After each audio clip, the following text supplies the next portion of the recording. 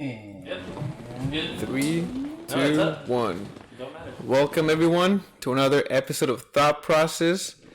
I'm here with actually two special guests, my brother Sergio Sierra and Chris Ayala, visiting from Arizona. Chris Ayala, aka the Fooking Degenerate. the original. Thank you very much.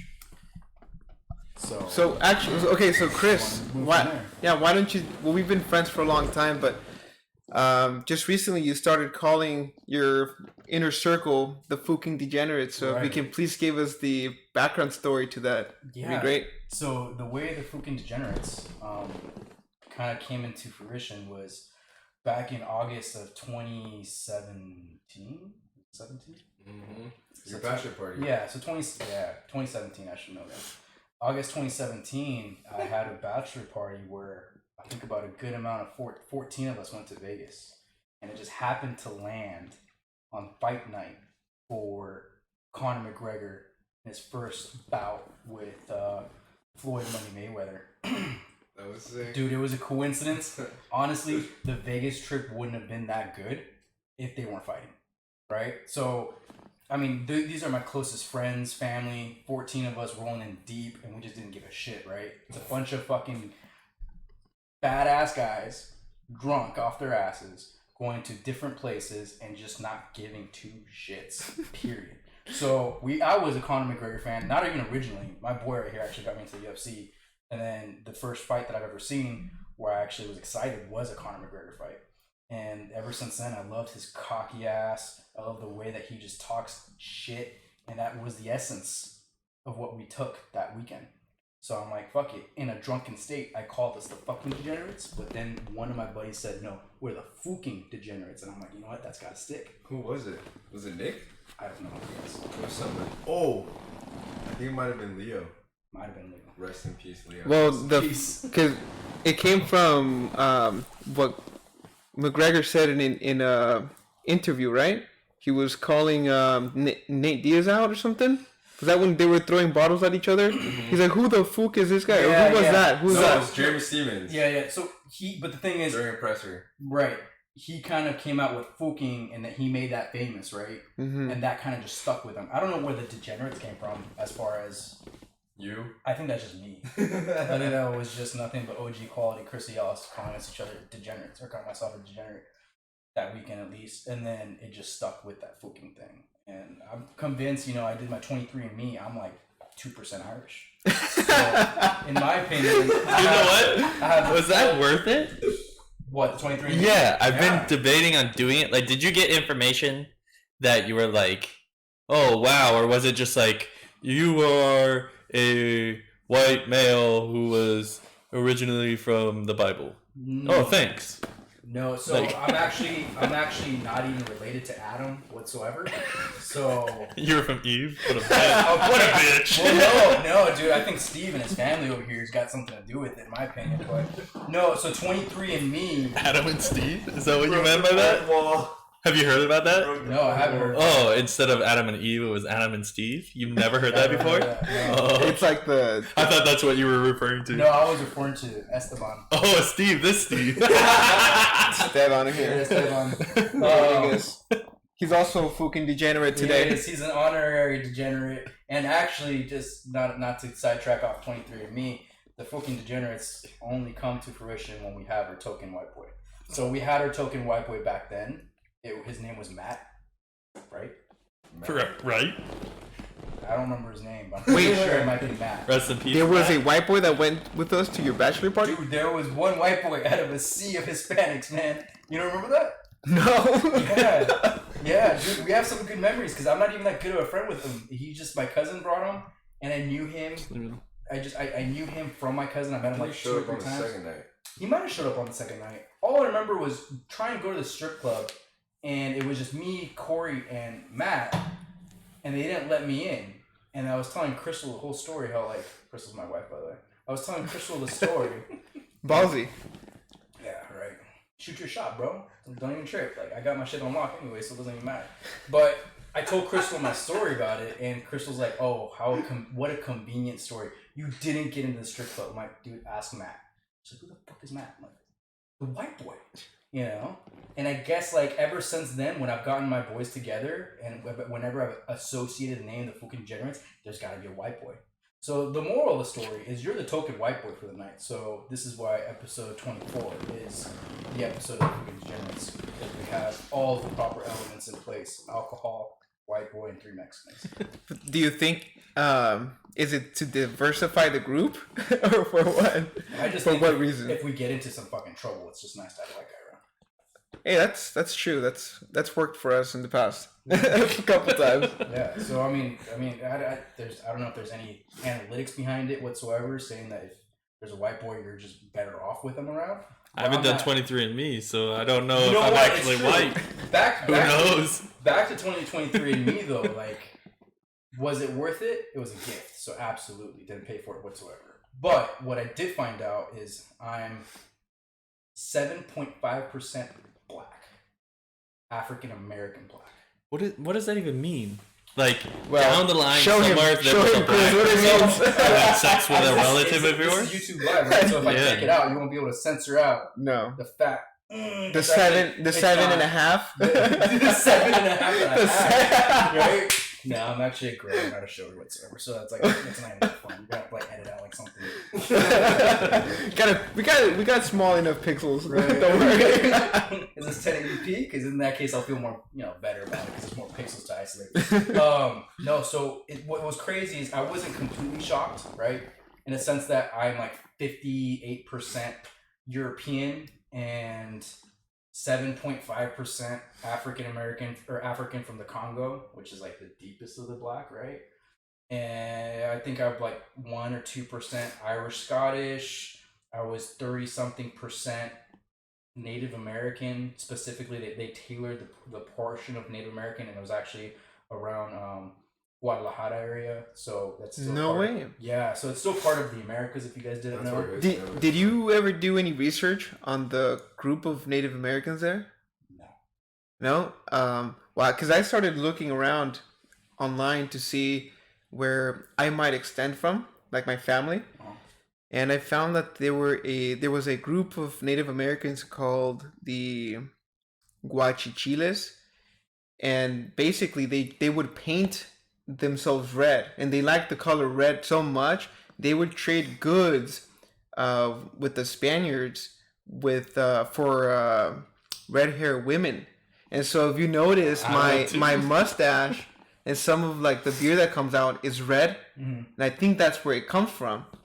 And they're from Guadalajara area. That makes sense. I was What? particular. Yeah. I've never noticed red There's hair a lot before. of there's a lot of ginger Mexicans out there. Yeah, man. Have you heard of Canelo? No. No. Canelo Alvarez, What?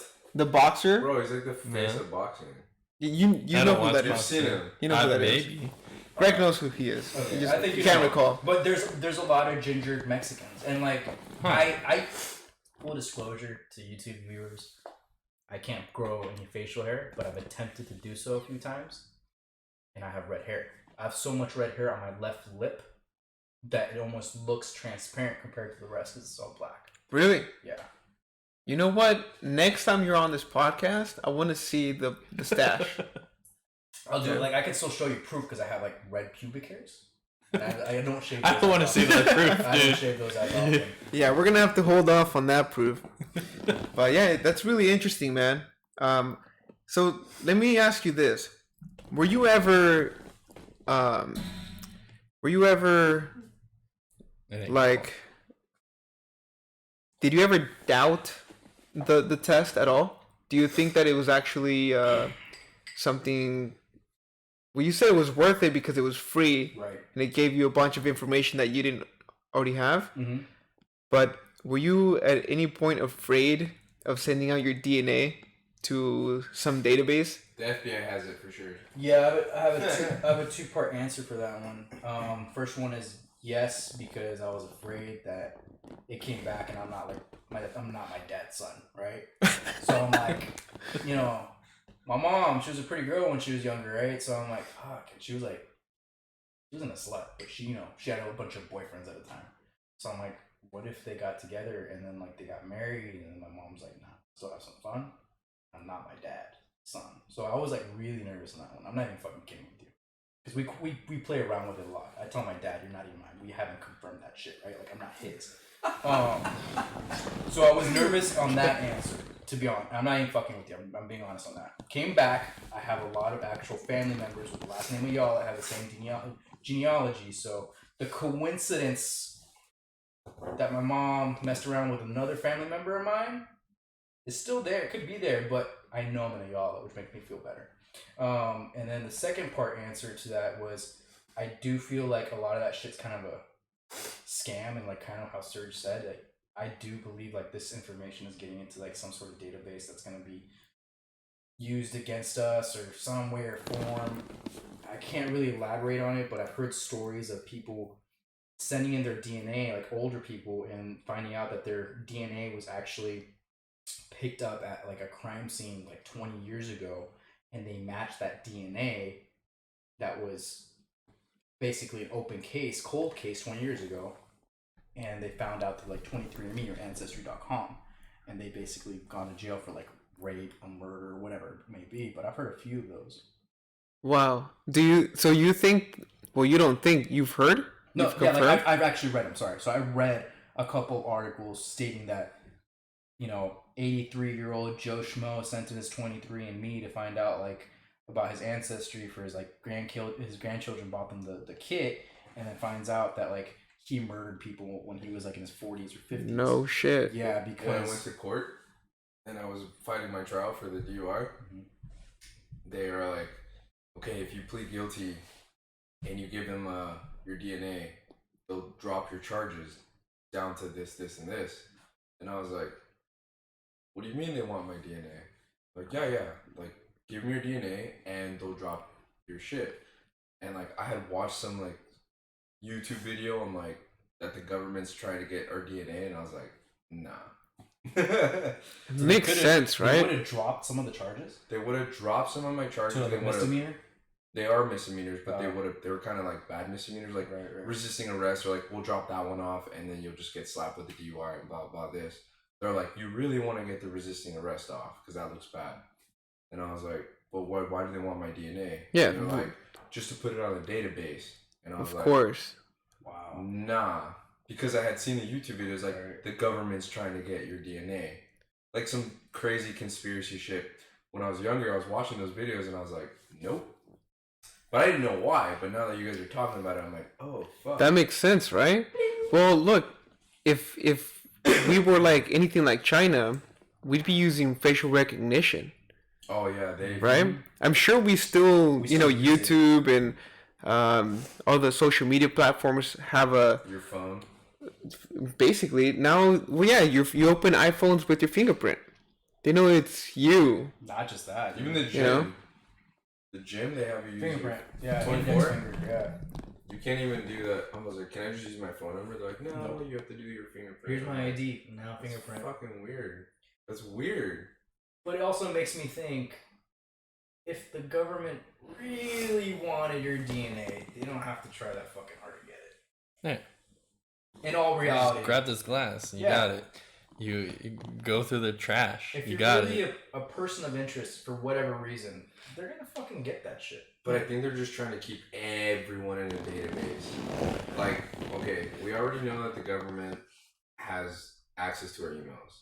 That happens Right. when you're born, though. I mean, you get your blood taken when you're born. Yeah, but then they have all those Done. Good point. conspiracy Good shit. point. Like, they're just trying to get as much information on everyone so they can, like, I don't know for what. I don't know if it's like the fucking zeitgeist or whatever of the government to like this new world order, because you see a lot of those conspiracies. Who the fuck knows? But literally everyone is getting tapped on, per se. Like everyone's info is gonna be somewhere. Like all the shit that you post on social media. That's why I don't post it. It's not because like I don't like it. It's because I have this like weird delusion that someday that shit's gonna fuck me like hard. Oh, absolutely. So Someday. So something that I've I just don't recently started researching was cookies and the RSS feeds on your computer. And basically, it's not just the government, because they've privatized this part of the internet. It's companies. So you, Sergio, you're a person who goes onto the internet, and basically every action, every click, every Google search, every Porn search. everything. They basically create a profile of who you are and what your intentions are, and then they put you in a category of what type of person you are, and then they'll even be able to predict like what you're gonna be interested in. You seen those movies Divergent? Yes. They have like 1, 2, 3, and 4. Whereas like people break off into classifications. Like there's the scientists, there's the feelers, there's like the artists, Army, there's like the fighters, military, yeah. the military.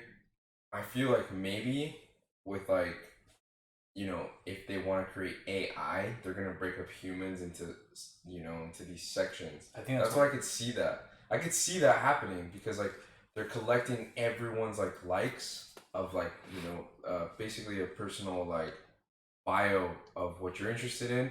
One, I think they're trying to like sell you shit clearly because like sometimes I'll be saying shit and my phone will recommend that, and I'm like, I never typed that in. I don't know if you guys ever picked up on that. All the And time. I thought that was really fucking weird. I was like, wait, why am I on the Quora, but they're advertising something that You I were was talking to my just talking buddy about? Like pizza. that's Yeah, but fucking weird. I don't think it's the same thing as someone's listening to you.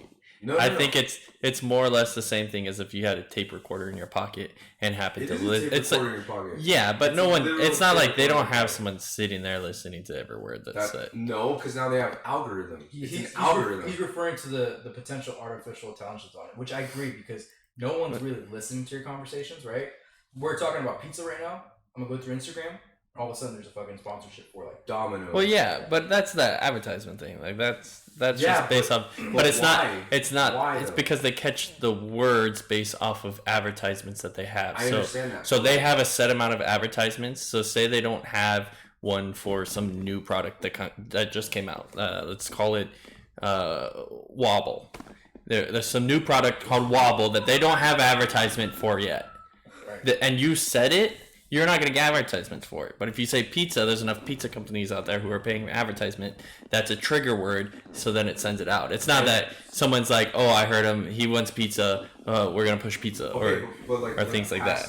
Okay, if they're not trying to sell you shit, like no one's sitting there listening to it. Yeah.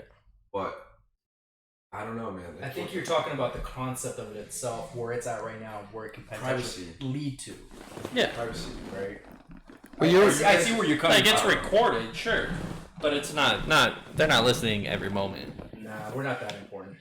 Yeah. Not I that get that, but it's like But eventually we might get to the point where the artificial intelligence is so advanced where it's technically listening to us, it's technically recording it, and anything that we potentially say can get flagged. We might get to a society where we're losing our rights because of it. Canada's not- already like that. It's not there yet, and it might not be there yet in our lifetime, which it will. But it can't has a potential getting there. So I feel.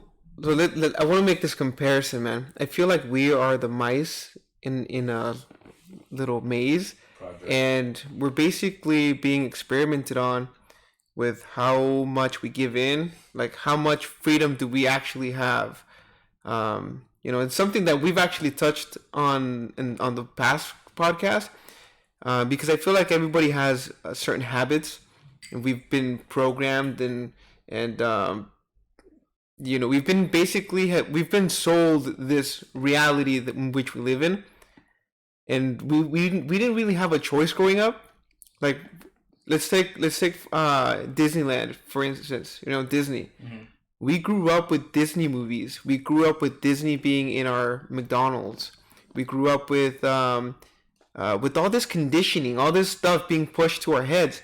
Where now you look at people our age, everybody has a Disney pass. Everyone goes to Disney movies. It's about, they opened up the Disney Plus, and they already have like 10 million subscribers. Yeah. Opening day. So what does that tell you? Like, did we have a choice, or because essentially we have the choice? The problem is that people are not so conscious anymore. They're like running subconsciously. Mm-hmm. And so there's so many things that we probably don't even know that we do. You know? You know what I mean? No, I know what you're trying to get at. But at the same time, the way I like to justify is, all right, did we have a decision? Do we have the freedom, right, to make our own decisions on what we watch, on what we do? Absolutely. Do the majority of us just tend to go with trends? Absolutely. You know what I mean? I like to wear jeans and shoes with, toe covers versus, someone that might be a hippie that had a different lifestyle than me. It's a conditioning, absolutely, but at the same time, it's also the adaptation of your time too. Disney, unfortunately, is one of those powerhouses that isn't going to go away. They will manipulate things. They own ESPN, they own Disney, they own Disney Plus, they own Fox. Like, they own a lot of things. To get out of the spectrum, you can, but you have to make a legitimate effort to get out of it. So, in a sense, yes, it's conditioning, but also from another aspect, I think it's just a new trend. It's just something that we either choose to be in or choose to be out. You only have so many options in a day, and at any moment, you have to make a choice from what's there. Right. And if they weren't there, then something else would be there, and it's not saying that you're choosing to do something either bad or good. It's an option at the time. Exactly. It's like they didn't have options 100 years ago to watch a TV, so it wasn't an option to be like, oh, I'm not going to pay attention to The View or things like that. But now that is an option, and so people are doing it. The fact that we can have this conversation and say we were conditioned to watch a movie, or conditioned to watch, we'll go back to Disney and how we love Disney now, and we all have Disney annual passes. Yeah, you're absolutely right. But I also have the option to remove the TV and say I'm going to just pick up and read a book. But I'm a fucking lazy ass. I don't want to read a book. I want to see this book come in pictures. The problem is that all these companies, they appeal to the worst aspects of human nature. Mm-hmm. Like simple pleasures, and I mean we've probably heard of the past episodes. I'm just regurgitating everything that we've talked about in the past few episodes, but yeah, I think you're absolutely right. When you say that we have a choice. The problem is that most people don't think they have a choice. And, maybe this is our message, right. If we didn't bring this up, then chances are you probably wouldn't think twice about it. Yeah. And so now that we're on the, we're talking about friends, we're talking about each other. Right. I want to go back to see if we can talk about how we met, how you've grown since then. Mm-hmm. What are you doing now? Let's talk about relationships, man, for sure. This is going to be a deep conversation. Where's the tissue box? Because I might need a little bit later. So I'm going to speak for myself, but obviously I want Sergio and yourself to chime in. And our token white boy, like, we've been through a lot, buddy. We'll get to that in a minute. As far as I go, so I met you through Sergio, and a little history about Sergio and I.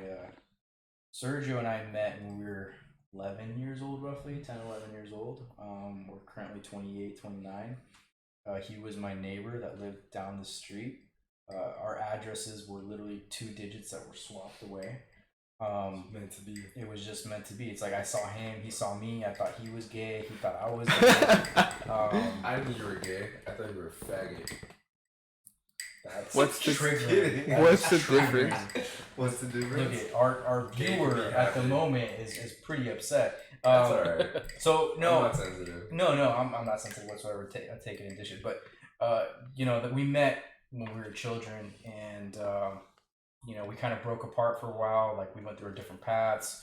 I was interested in girls. He was interested in boys and drinking. So it's like we just kind of separated. But we came back together at like 18 years old, right? Like 17, 16, 17? Yeah, he rolled up in his Z. Yeah. His Nissan Z. Dude. And he's like, Serge, look what I got. And I was like, fuck, I'm still riding my fucking scooter. Poon magnet, brah. It was good. It was a convertible, drop top, everything. I put like BBS rimmed. Yeah, dude. It was a full rack top?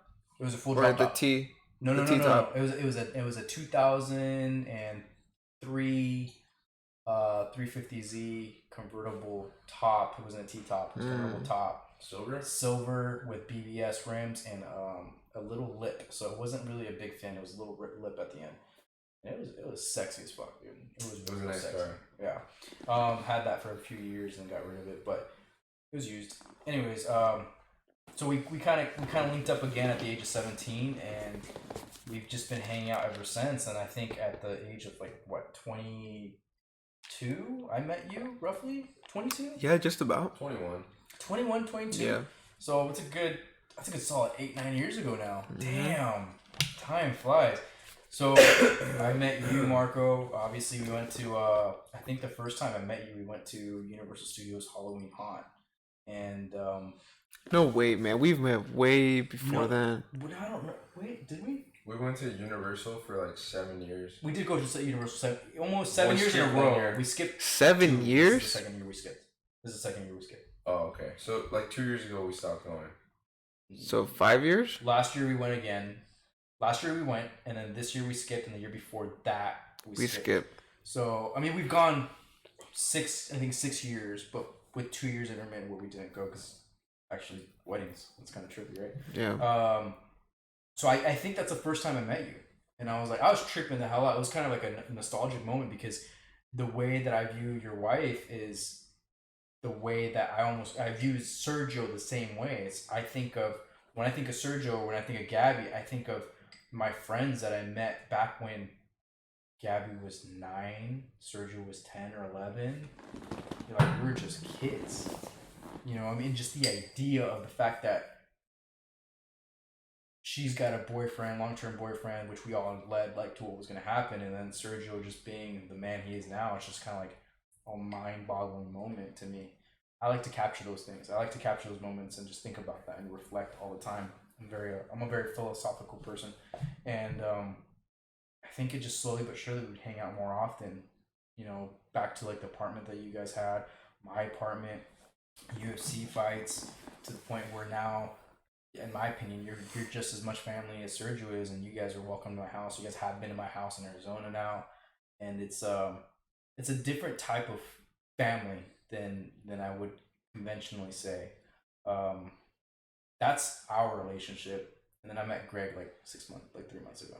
So we've been through some shit, Greg. We've been through some shit. I must not remember most of it. So like, I mean, just on the basis of relationship, I'm a person that really values that stuff. I'm a person that actually likes to really kind of reflect upon what people I surround myself with. I don't like to passively have relationships that aren't meaningful whatsoever. The older I get, the more I realize it's harder to come by with people as you guys, because we live in a society where social media just kind of dictates everything, and if you don't have a group that symbolizes what you are, you're just not part of the mold. Well, thanks, brother. I love you too, man. All right, that's a weird way of saying it, but absolutely, I do love you guys. Yeah. Yeah. I mean, I've learned a lot from you. I've learned a lot from you guys. I've always appreciated that. You're an inspiring man. You seem to have shit together. We're all here trying to get to that place. So man, yeah, you want to share with us some of your thought processes, which you go with, through your savage mentality. Your day-to-day life? I would, but I mean, as much as I poured my heart out right now, I really want to get your guys' opinion on that as well. I don't want to deep dive and get into your heart and soul unless you guys are all on the same page, I don't know how Sergio feels. I got a little bit of sense of how you feel, obviously. Okay, so we obviously know exactly how Sergio feels.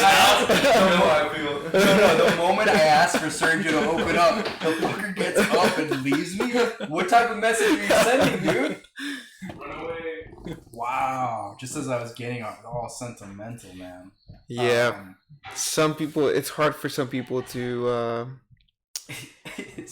feel some emotion, No, it really is. I mean, I've known the guy for almost 20 years now, and this is the shit that he pulls, dude. fucking circle that I choose, right? No, man. No, I like yourself. I value relationships a lot. Like you said, man, there's not a lot of people that I come across that that I get along with. Mm-hmm. That we're on the same plane of thinking. I think that we hold some of the same values. I think that helps a lot. I know that you, for a fact, you really value like intelligence too. You're a person who moves with time. You don't get stuck. You're always evolving. I really like that about you. Yeah. I mean, we just hold a lot of things in common, No, definitely. which really helps. Thunder feet, dude. Sorry. Yeah, it's background Sergio's now. first time on the podcast, so. Getting my cherry pie. No, man. I really appreciate our friendship, man. It's gone a long way, to be honest. Because you always have that, especially can I get some more? Especially when you have one of those where like you're getting introduced to a friend through a friend. You always have to kind of go through like that vetting stage where they're not like, okay, obviously this guy's vouching for you, right? In a sense, is what I'm saying. Honestly, this guy's vouching for you, and I love this person, but I'm just weary. I'm weary because I don't know what type of person you are yet. Because he might have some weird shit going on. He might go through a dark time in his life and be like, I'm into some weird shit right now, and this is my weird friend. And it happens more often than you think. I'm saying that as a joke, but it's true. That's why I don't talk to many people because I always get stuck with those kind of people. Yeah, it's. I mean, if it happens, it happens. I got a cousin who just like he was going through some shit, and he started like fucking loving on hippies. And his best friends were like hippies, and I'm like, dude, I'm not down for like your hippie circle. Like please take a shower. Like I just can't be around you. So I go through that vetting stage internally, and I analyze you. I'm an analyzer. That's just the name of the game for me. So it's great to see that 8 years later, as a reflection, we have the same type of mentality that we probably didn't know back then. Mm-hmm. And I think that's a testament to like your own human growth, your own intellectual growth, and relationship growth. It just shows you how we all evolve. So again, back to like what I'm regurgitating is, I am appreciative for where we are and where we come and what's for the future. And to kind of just elaborate a little bit more on this whole relationship thing is, it's trippy to me that I value you and Sergio more than I value my own family and blood, coming from a guy that definitely is egotistical about his family line and the last name and all this machismo, right? That you see with Hispanics. That's how my family is. But yet, I will put people on the wayside and put you guys in front because of the relationship that we have. And in my opinion, you guys are more family to me than my own family. Oh man, well I'm speechless, man. Sergio, All I you can can walk away again. Yeah, you want to go? all I can say is that I feel the same way in many of the things you just said. Sometimes we have not so good family. We have family who doesn't have the best in mind for you, and I've never felt the case. Within our relationship, I've never felt that was the case with us. So yeah, man, I really appreciate it. This is, I wasn't expecting to get so emotional with you, man. I know it happens. Gosh, such warm hands too, which like makes things even better. It's hard Hey, to get dude. your mind not to wander that way. Yeah, no, dude, I do appreciate you guys, and I love you guys for. Now, you just said that you're a very analytical type of person. Where did you get that from? I as much as analytical as I am, which is extremely, I don't know whom I got that from or where I kind of adapted that train of thought. I just caught myself at a very young age, just really like taken back and, in a way, analyzing everything. Like my favorite pastime if I'm not hanging out with my boys, if I'm not hanging out with my wife, I'm not doing shit at home and don't want to watch Disney, I spend a lot of time people watching. Like, I will go out places to eat on my lunch break and just sit by myself, eat my food, and just people watch. And I do it for fun because you can tell a lot about a person just by viewing them externally. I mean, I can't tell you what they're thinking. I can't tell you what they're going through. What'd I tell you? Wait, hang on. What did you tell me? He every time, like, he tells me not to judge people by their looks, but like, I'm almost 90% right every time I judge someone by what their action is in that moment. Like, I always have an issue talking to girls, but not because, well, yes, one, because I have social anxiety. Two, I don't talk to good-looking girls, and three, I usually expect a girl to come to me because I can't go to them. But past that, Hang on. But no, if we go to a bar, the type of girl I'm looking for doesn't go to a bar.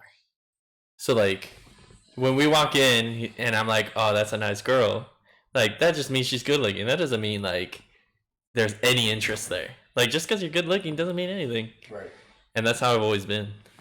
That's trippy. I like that. I like the way you think, because I don't want to say there's anything wrong about judging, but I'm not judging a person's character, right? So I'm not judging a person's, I guess, way of life. Worth. Necessarily. Yeah, their worth. I'm not, dude. I'm a person that honestly believes, I don't care if you're the CEO of the company or you're the janitor of the company. I will talk to you in the same manner, in the same respect, to both individuals.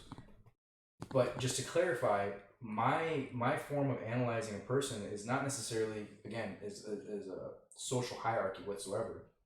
It's more so, I like to see what story you're going through, in a sense. If I see a woman going to Starbucks with tight slick back hair, with a romper, or possibly like a business type of clothing, you know, your mind automatically wanders to a professional. Your mind automatically wanders to, like, okay, does she look like, okay, does she have RBF? Or is she just more business and no bullshit?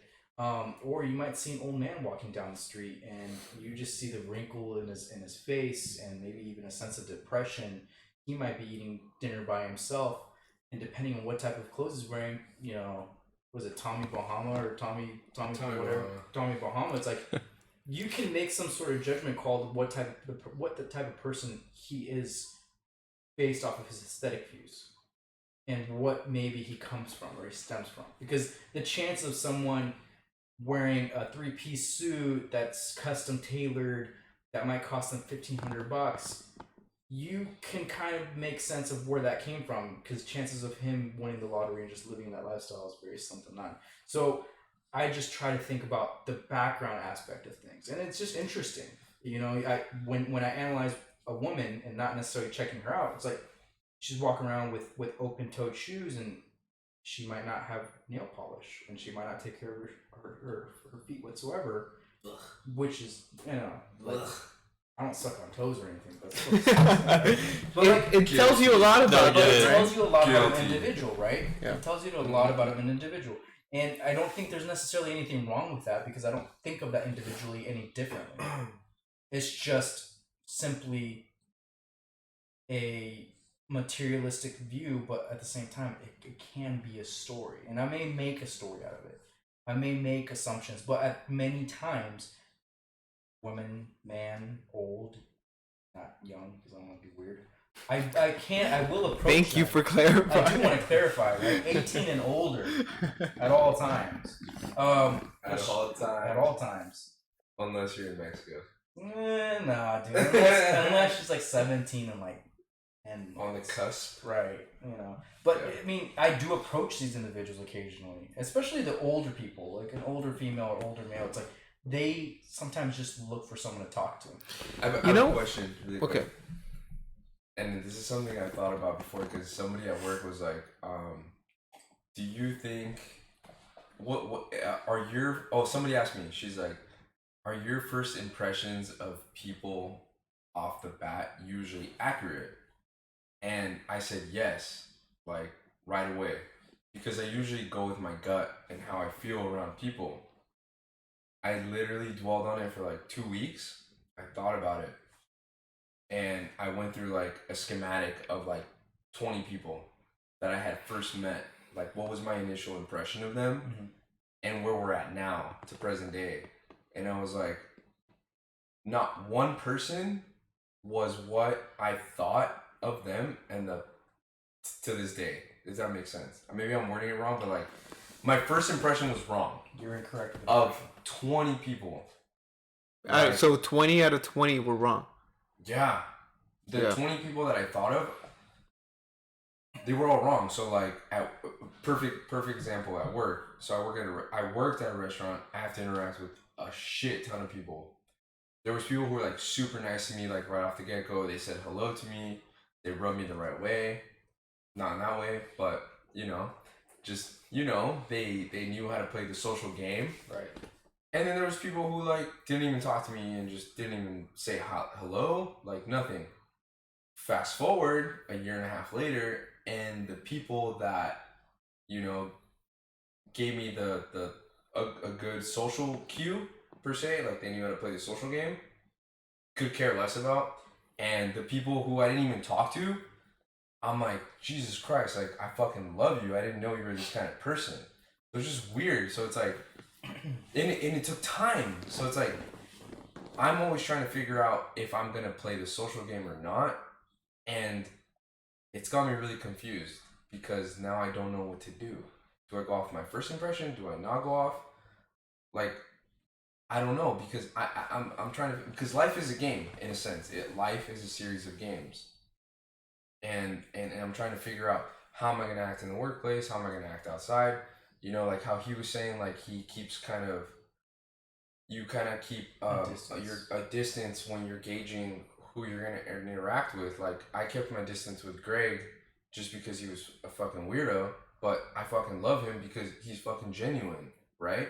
Like I'm the type of person that I don't like backstabbers. I don't like fucking snakes in the grass. Like I don't fuck with those dudes. Why? Because I'm a sensitive motherfucker. And if I'm gonna be on your side, I'm gonna bleed for you on the court. Like I'll do my best. So it's just weird. So how do you guys approach the social game? Do you guys play the social game? Because I'm trying to figure out if I want to play the social game or not. And I guess this goes back to how do you analyze and perceive like your social status and your social situation? Because we are playing that now. Well, to give you a short answer, I think that that's a very dangerous game to play all the time. The social game? Yeah, because it's exhausting. Usually That's all it is. Social. That's all it is. Social. It's talk. But I had to play the social game with you. No, right. You don't. No, but I did. So what he refers to as social game is the small talk. Do I want to initiate the conversation? Do I want to even get to know this person? What type of person is this person? Like he's trying to figure out who the type of people that he's meeting, like who are they really, right? So I'm an introvert and I only have so much energy to give, but I can play the extrovert, but it's fucking exhausting. So, right. So I think that playing that social game is too much. It's dangerous. It's dangerous and it's exhausting, and you're setting yourself up for failure most of the time. The way I build relationships when I first meet people is really just trust them.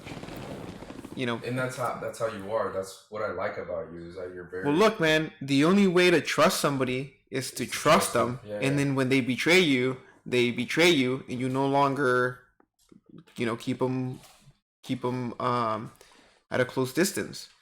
But I'm the type of dude that wants to fucking take my shin to your face if you do that to me, right?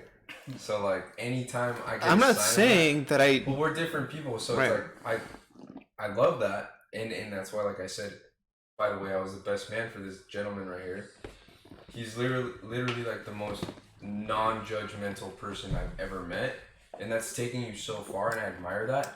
But that's not me, so I'm trying to figure out how to approach social relationships. whether that be women, men, family, you know. I And I know this guy has really good insight on that. I think that you just have to open yourself up, Like, and be vulnerable. be vulnerable, and then that's how you get strong. You know, What's if your you take on if you don't get hurt, how are you going to become stronger? And how are you going to be able to filter people out? I just feel like I've become a savage, but I want to hear this guy's fucking. So Chris? I partly definitely agree with Mark in the sense that you're playing a dangerous game. I would even go even deeper and say why even playing this fucking game? Now, if you're talking as far as relationships go, okay, I can totally see that, but then your perspective on it is totally different. Now, I feel like you're coming from a place of friendship, maybe a co-friend, you know, a co-worker who you want to make into a friend, but at the same time, it's like you are 29 years old. You have your inner circle. You're not in a place, nor you're in an age, your maturity level's higher than you were 10 years ago to be playing this game. I think you have all the puzzles in place to not even initiate in that conversation. You might have a bad judgment of character. That just might be something that it's not your forte, which is perfectly fine. I don't have things that are my forte, right? I mean, I think there's a deeper question to be answered there. I don't necessarily open up to people like Marco does, which is, you know, you fully trust someone, which takes a bunch of balls. Like that takes some huge cojones to do. I'm not in that position to do that because everybody that I need, everybody that I love, and everything that I need, like anything that I admire, I already have. And I want to say, just knowing you already have that too. And as we grow in age, we don't need to expand on that. Do we need to have associates? Absolutely, but you don't need to trust associates, nor do you really need to engage with associates more often than, like, for instance, Greg and I have a great relationship, right? Like, we're borderline best friends, but I see him once in the blue moon. So I don't have to open up to Greg and open the doors and be like, come on in, bro. I'm giving you the opportunity to let me down. I'm giving you the opportunity to be like, you know, either a good guy or a bad guy. I don't need to necessarily do that unless I engage with him more often. But even then, you have a safety protocol in a sense that I've got you, I've got Marco to quantify the decision of having Greg come in more often, which makes your circle slowly but surely larger. And that may happen through time. We may be doing episode 48 and Greg and I might be doing this by ourselves because we have that sort of bridge that gapped everything together. So to answer your question in short, I don't know what you're trying to achieve. In order to give you more clarity, I need to understand what your motive is. When it comes to relationships, it's a totally different conversation altogether. But as far as friendships go, you may be overstretching yourself and trying to engage in something that, in our reality, you don't need to. And also, just to give you another tip that I use, so I know you said, basically, why I said to trust people is because that's how I met you guys. Okay? You guys seen my group of friends. They haven't changed much in the last few years. So it doesn't mean that I'm necessarily open for more friendships. Although I am, like, friendships will come, and friendships will go, and that's just natural. But I just want to touch up on something that Chris just said. When let's say that you meet somebody, you know, if you just give them the opportunity to talk, they're gonna tell you exactly who they are within the first 5 to 10 minutes, and then you can make your decision then if you want to keep engaging with them or not. You know.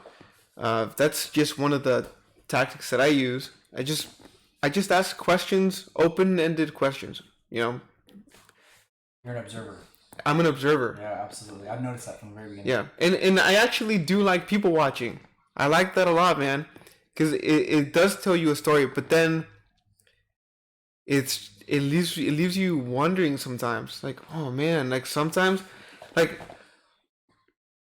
I have a set of group of friends who people wouldn't even guess what they do or what they're about and how deep they are and how loving and supportive they are.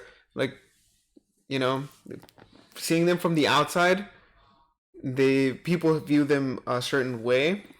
But when you're in the inside, they're a whole different type of person. And it just takes time, like Chris said. But if you're looking for advice, the advice that I would give you would be just let them speak and they will tell you exactly who they are. And that should take pressure off of you because you don't have to figure them out. They're letting you know who they are. And then, then you can make the decision whether you want to stick around or not. Yeah. You should, the question about whether it's your partner's responsibility to intellectually stimulate you or is it your own? Yeah, like so when it comes to relationships? and I'll piggyback off of what he said to that and kind of go into details, not just friendships, but also relationships. I'm a strong believer in stimulation, the mind, body, and soul plays a key part in any relationship. It plays a key part in a relationship with you guys, and it plays a key part in a relationship with my wife and I. And I am a strong believer that in order for any type of relationship to excel, you can't be the only stimulator. You need to have your partner, friend, colleague, whatever relationship you're speaking of, stimulate you to some degree and it consistently. Because it goes back to this whole friendship thing too, and I don't want to make it just friendship, it's got to be relationships too. One thing that spoke to me when it comes to you is I can be in a car ride with you for 5 hours at a time, and I sleep. Yeah, well, okay, let's not say 5 hours. Let's say an hour. It's true. It's fucking true. It's fucking true. But I can be in a car ride with Marco or yourself for an hour and not necessarily have to force a conversation, force a subject, force anything out of you, because your conversation, my conversation, is stimulating where we're constantly firing on multiple cylinders. And if it does get into a dull moment, it's not awkward. And that comes from stimulation. And I can honestly say that when it comes to my relationship, my wife, if you're watching, you need to continuously stimulate me as I continuously stimulate you. Just the same way as Marco stimulated him. Right. I mean, it's fucking true. And this is my personal How opinion. Sergio did it when he was 15. Right. That's it. It's cheers to stimulation. You're fucking live. It's fucking crazy. Can I get some more as well? I'm probably gonna finish this real quick. Cheers, like, guys. shit, Well, And if you guys are joining us today, we're gonna cheers, just because we feel like relationship. We're gonna cheer to the relationships, the relationship, the ones we have. Friends, family, everything. But I mean, I would love to hear you guys' input. But that's how I view relationships and stimulation, and you need the stimulation from all parties. That includes me to you, you to me, in order to continuously build a relationship and for the better.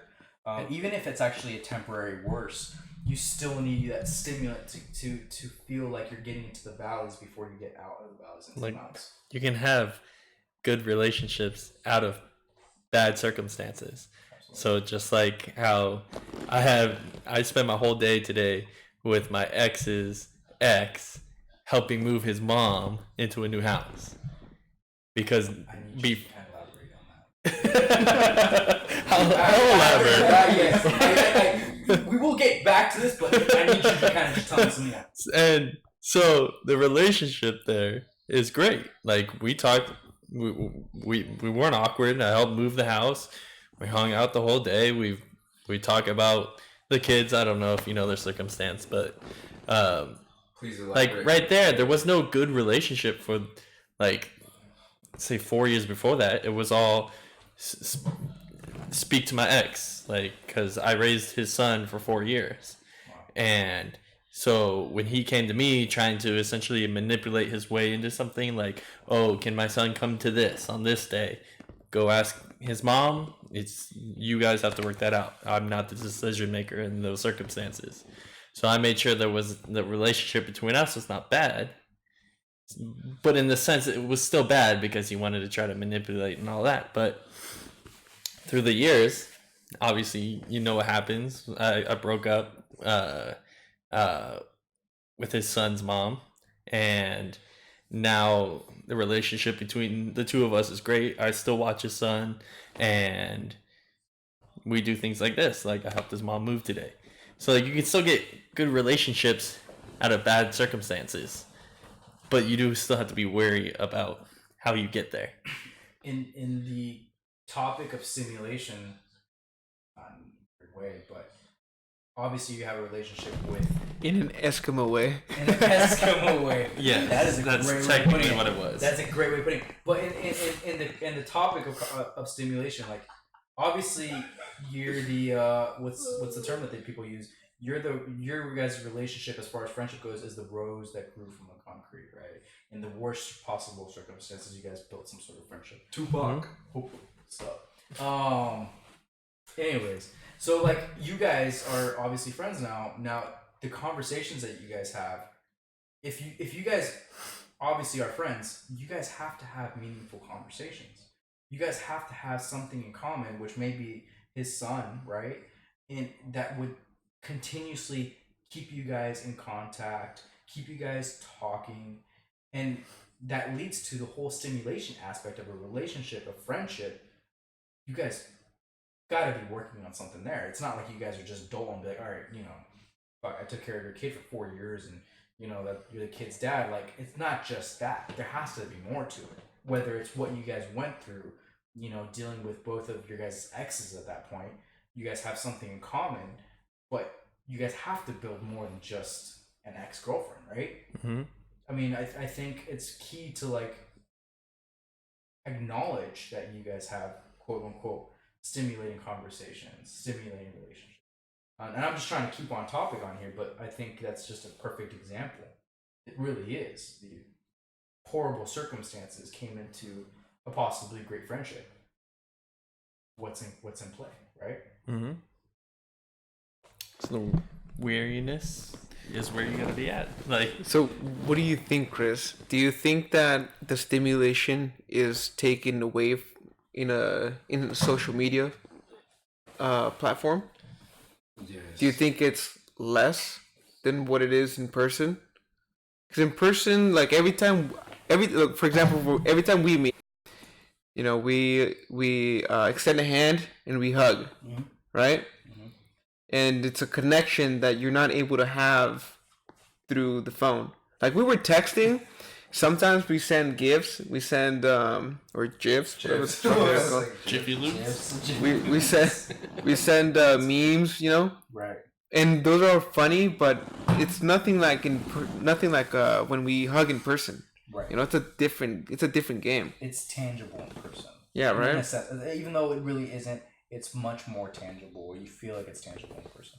You can't have those moments like when we went camping and we were in the forest or in the freaking poppy field. Oh my god. And we went from just doing a hike into this huge like warrior chant, sprinting through this like forest of bees, screaming at the top of our lungs. Like, you don't get that when So you're I'm in gonna a give social media give Chris a little bit of context. You weren't there, huh? No. Okay. This So- is for the sorry. So you missed this camping trip. this camping No, trip. I know, missed that. Is that It was what- meant is to that be what- low key, but it ended up being a little bit more than like that. high key. So get For this, everyone. man. We're camping for the night, okay? Mhm. For a night and a day. We had planned to go on a hike, and we started like midday. We went on the hike. Everybody was feeling good. We just sweating. Little pedo. We were drinking. Crossfading. We were drinking. Had a couple substances.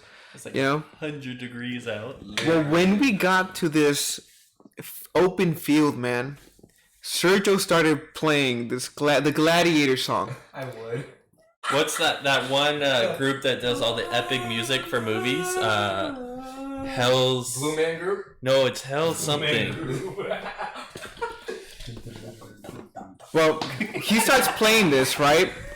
And then naturally, without even thinking, we just started huddling. We all heard it. And You then guys are loose. and then we started like I started just hyping everybody.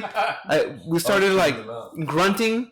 It's weird, right? We started grunting at first, and then we started shouting. It's like a football game, like when they get in the circle. Yeah. Yeah. Exactly. Gotta get it. And we just let everything go, all the emotion, our feelings, all the juice.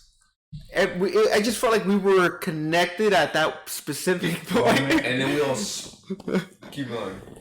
Not like the what is that movie called? Not like the Human Centipede, by the way. Fuck that! I never saw that. You don't wanna Like see Remember that. the Titans. You don't want to see Yeah, it that. was like Remember the when both Titans. sides came That's a to much be one. better example because now I'm thinking Like left side, strong side. You know what I mean? Right Yeah. side, That was a strong fucked up side. It was a crazy That movie. was a fucked up movie. But we yelled at the top of our lungs, and then we sprinted at as fast as we could, and we just exerted this immense energy, like the toxic masculinity filled the field. right. All while there were like thousands of bees humming nearby. There must have been a few nests like around there. It was just a wild experience. You can't have this type of experience through a phone, No. through a meme, through a group chat. More often than not, people take text out of context, Absolutely. right? So, I mean, just it's so incredible, man. Just being in the moment. I Holy shit! I will comment on that. I will comment on that because I find myself in a situation where I now live in Arizona and all of my boys, all of my friends, all of my family live 4.5 hours away from me, right? So this is part of adulthood. This is a part of growing up, and you can definitely diminish relationships through distance, unfortunately. I feel like mine's gotten stronger than yours. Oh, absolutely. That's because we did things that we shouldn't probably talk about. When you were 15. Right. And you guys both like boys at that time. Here I go. Now that he's leaving, Should I do? I can be your quiet baby. it's a quiet baby feed because I gotta share a story of what we did. No, but like honestly, I find myself in a situation where, the only source of conversation that I'm able to have with you guys are the phone call. Like for instance, when I found out that you're doing this podcast, I was instantly intrigued. That's a stimulating factor in me, right? I'm like, wow. Like obviously I know that you guys are intellectual and you guys like to have meaningful conversations. Like I got that from you from the very beginning. But to take it to the next level and have this advertised or have this thrown out there to the public, just turned me on so much. So I think I binge watched like 3 or 4 episodes, right? Because this shit goes long. I mean, we're an hour and 2 minutes in. Mm-hmm. And if I'm not engaged in the conversation, it's hard to kind of hold that entire episode through. But I've definitely minimally skimmed through 2 episodes and watched 2 episodes in full. And I was like, fuck, dude, I gotta call Marco. Because as I'm driving from California, Arizona, I give him a call and I'm like, hey, dude, it's not like every day that we talk, right? No. When we engage in conversations, meaningful conversations, but we don't talk every single day. I call him and I'm like, hey, Marco, dude, I just watched your guys' episode. I thought this episode was interesting as fuck. There's some constructive feedback that I wanted to give you. Right? Please share it with me. No. And this is episode like 5 and 6, right? Yeah. Mm-hmm. So it's like in your guys' infertility stage, or like I was back in the office, dude. It was, dude. There was episodes where I'm like, all right, this is cool, but then I watched like the first 5 minutes and I'm like cringing. I'm cringing in a sense because like I feel like you guys are touching upon a subject that you guys are both not on the same spectrum in, and either Greg or either Marco is pulling conversation and the other one's not reciprocating. Mm-hmm. Right? And based off of my extensive knowledge in the Joe Rogan podcast, I was like, this is not fluid. Right? Yeah. So how can we continuously make this better? And I think that first 10 minutes of conversation I had with Marco was based off of just that. It's like, how do we make this better? And I was giving him this feedback. And then I'm like, dude, fuck it. Just have me on the podcast. Episode 24, Code Brian. Special shout out. So it's like, So it's like these conversations don't happen all that often. I'm not able to entertain every time you guys hang out. As much as I want to be there, I'm gonna be a father in the next 2 months, right? It's like, Which, by the way, I know I said congratulations, man, but holy shit, congratulations, man. yeah, it's mind blowing. It's mind blowing. I'm pretty sure. Greg, so Greg actually has a little bit of experience with that. Do you really? He's a good dad. Well, yeah, I have 2 kids technically. Damn, like out of your. No, one, like I said earlier, he was 1 when I first met him, and I raised him to 5, and then I've been around. He's 6 now, so I've been around even after I didn't raise him. And he'll come and spend the night, maybe like 2 months or 2 days out of the month. That's fucking awesome. He's a good dad. Yeah, and then I have my son who's 3, and I think I skipped a lot of stuff because when you jump into a family that's already has a 1-year-old child, life's kind of established already. Right. He's already walking. He's like, I'm hungry. Like, there's not much. I go to the fridge, I pour some milk in a bottle, I hand it to him, and he does the rest. Right. So, like, I skipped the whole baby thing. So I wasn't nervous that there was another kid coming. Yeah. Where, like, I always heard, like, you freak out when the new baby's coming. The first one. But I think I skipped that because I wasn't fearful in any way. Except for I don't like babies. Like, I don't like the neck concept. I've never liked it. I don't hold other people's babies. And that I had to get through. I mean, it's not that bad. But I just don't like the small stage. So, I'm going to say this right now. You're bringing no comfort to me. Well, no. Okay, I'll put it this way. I was expecting some When you sort of see- value. No, listen. When you see the nurse Right. handle the baby, you'll be fine. Because the nurse, they'll take the baby, they'll move it, they'll take a blanket, and they'll just go, and they'll be like, here's your baby. Right. And you'll be like, You just fucking abused my child. Fucking Stacy over here is fucking up my kid. Like, if he fucks up, if he grows up all fucked up, it's your fault. one of the funniest things too, man. I didn't see natural birth. I've never seen natural birth. It was a C-section. So when I was in the room, I'm brought in like right as they're about to like cut her open. So they bring me in, and I'm standing with her, just talking to her. She's obviously drugged, so like you can tell she's like, "Oh, what's going on?" This conversation. and they tell me, "Do you want to see the baby?" And I was like, "Sure." And they're like, "Just look over." You can look over. I'm like, "You can't." I couldn't even tell what was going on. There was just towels everywhere, and then you just see this baby with a cord hanging there. And I was like, "Oh, that's cool." So how are you doing over here? How are you doing over here? I was like, "Nope. I'll see you in a second." Because like you don't go over right away. Like they get the baby, they wipe it a couple times, and then they have that incubator right next to where the doctors were, and then they walk you over. Or was he preemie? Well, technically, he was supposed to be. It was a C-section planned for. He went past his due date. No. What happened was there were so many emergencies on the day she was supposed to have the C-section, because it was a planned C-section. So there were so many on the actual like. Did you go full term? Yeah, it went full term. Why was it planned C-section? It was planned C-section because there was issues.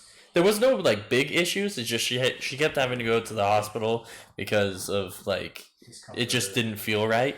And there was no issues, and it came to be I was 40. How long is it? 40.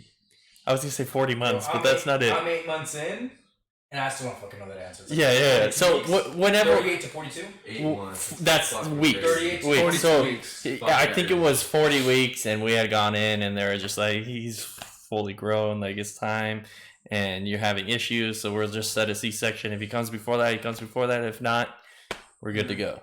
So it comes that morning, and we get a phone call.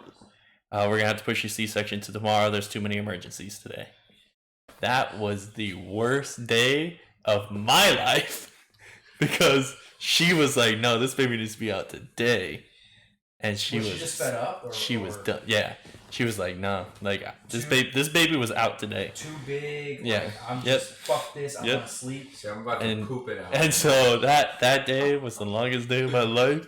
Just like, In a sense of like Oh. the longest day because you're mentally thinking about the whole process, or in a sense that you were so prepared to greet your son that day that the fact that you're postponing it one more day just fuck you. yeah, it's, Okay. yeah, essentially. And so the next day finally came, and we went in, and Were, I mean- were you and your chick together at the time? yeah, So how did you guys spend that last day? You have 24 more hours to enjoy this process where she will more than likely, or she may, who knows, not, you won't be able to replicate this day ever again. that day that she was supposed to have the C-section, Right. I don't remember it all, but I know it was really miserable.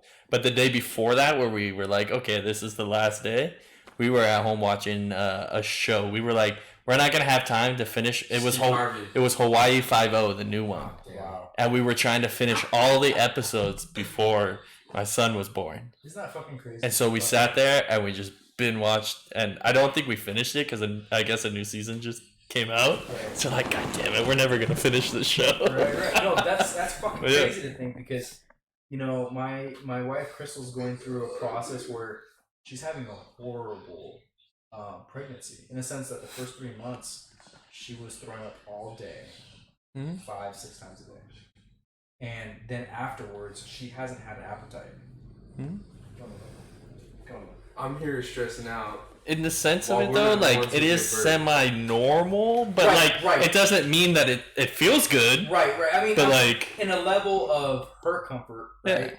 It's been pretty bad. Comfort's gone. Of course, there's Yeah. other extremes where you're just like, it's fucking horrible. She's got a sciatica nerve in the sense where she like can't sit down in a certain position for a long period of time. Yeah. Hurts her way too much. She's getting maybe 4 hours of sleep right now, so she's not really enjoying the last bit of the leg stretch as well.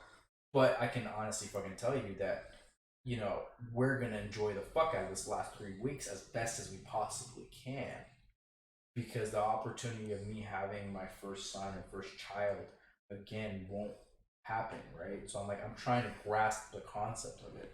I'm a philosopher at heart, so it's like I value these things.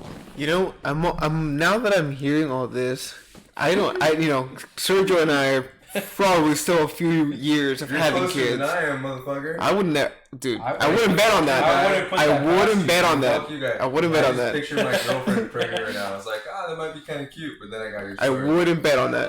no. So how, cute, for somebody Mom. who's maybe in our shoes, or somebody who's maybe in your shoes, who hasn't come to terms of how he's gonna handle it, how did you handle it, first of all, and how are you handling this immense change in your life? Do you want to go first? I mean, I don't know. I don't think I'm.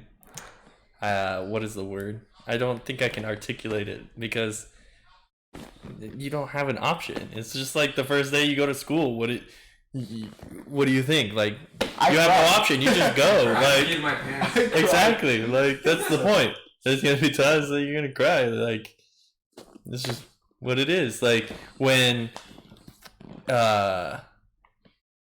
like he was saying right now, we're gonna enjoy the last 3 weeks because like you're already thinking based off of how other people say the kid's gonna take over your life.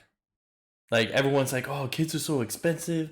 You're not able to do things, and I really bought into that with my son's brother. Kind of like when I got home from work, it was like, oh, I'm tired. I'm just gonna stay home because he's gonna wear me out if we go anywhere, and like that's what I did. And I think back on it, and it sucks that I did do that. And I think the relationship between him and I, and between me and my son, are much better because of the breakup between me and his mom. Because it showed me something that wouldn't have been seen otherwise. And you listen to how others have said like it's gonna make it so you can't do things. Sure, you're not gonna go to the bar because obviously you can't take a baby into a bar, even though I've seen that before. It's crazy, dude. I saw this guy walk in with one of those baby harnesses, sipping on wine at a bar top, and no one said anything.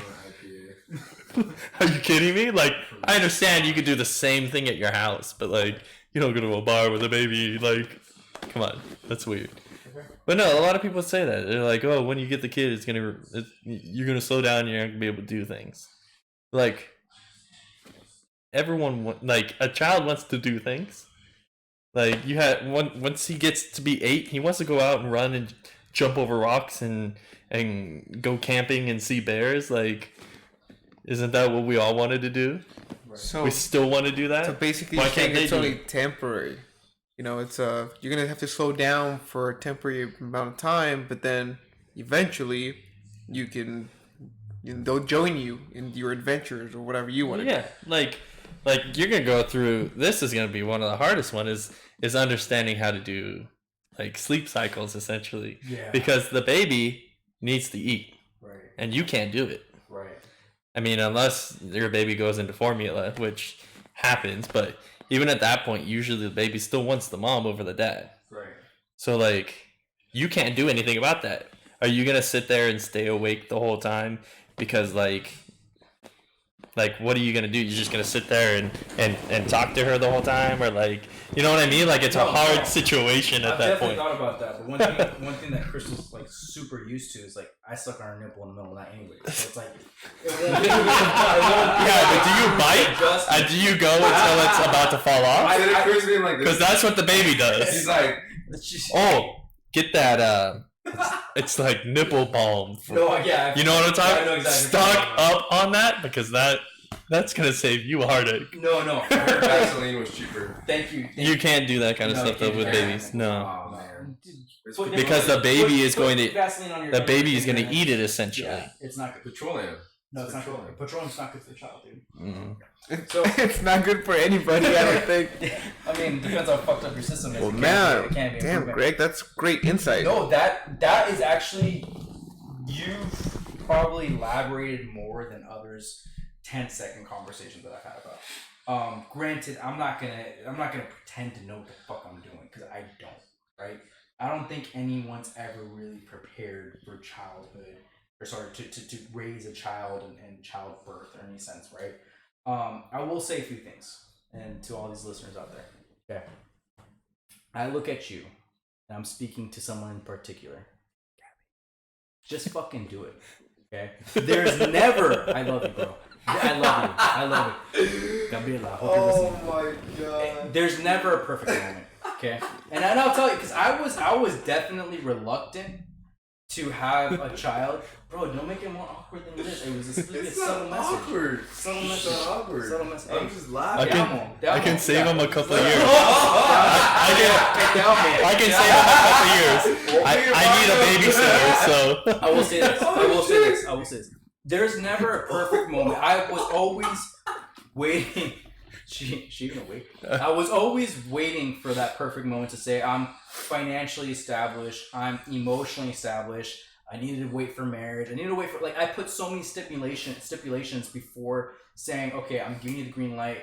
Let's not just fuck to have fun. Let's just fuck to pump and dump, right? I'm being serious. I'm being fucking serious. So I gave Crystal. Imagine Chris on top of her. Let's not fuck to have fun tonight. Right? No, I don't say it like she's facing the wall, and I'm like, right? You know, it's a different. So no. I mean, and in all You honesty, said it with passion. Yeah. You gotta yank that hair so when she says yes, you can hear her. You're so stop. Don't get him going. No, Don't get him going. okay. Don't get him going. So here's the thing. I was never really in a position where I'm like, okay, I'm 100% certain, right?